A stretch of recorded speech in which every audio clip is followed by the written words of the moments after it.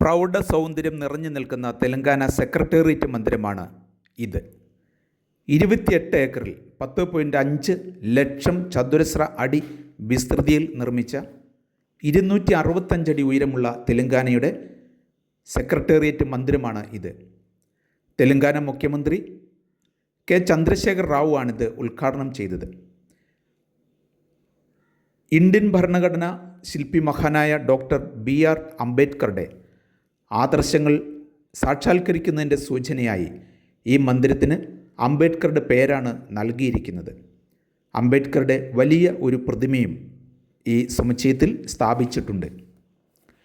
2019 June 27 തറക്കല്ലിട്ടു.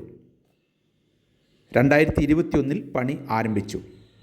നിസാമാബാദിലെ കാകതീയ കാലഘട്ടത്തിലെ നീലകണ്ഠേശ്വര ക്ഷേത്രത്തിൻ്റെ ശൈലി, വാനപർത്തി രാജകൊട്ടാരത്തിൻ്റെ ഘടന, ഗുജറാത്തിലെ സാരംഗ്പൂരിലെ ഹനുമാൻ ക്ഷേത്രത്തിൻ്റെ മാതൃക എല്ലാം ഉൾച്ചേർത്താണ് ഈ മനോഹര മന്ദിരത്തിൻ്റെ രൂപകൽപ്പന നിർവഹിച്ചിരിക്കുന്നത്.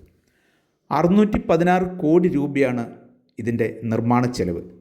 2023 ഏപ്രിൽ 30 ബഹുമാനപ്പെട്ട തെലങ്കാന മുഖ്യമന്ത്രി കെ ചന്ദ്രശേഖർ റാവു ഇത് ഉദ്ഘാടനം ചെയ്തു.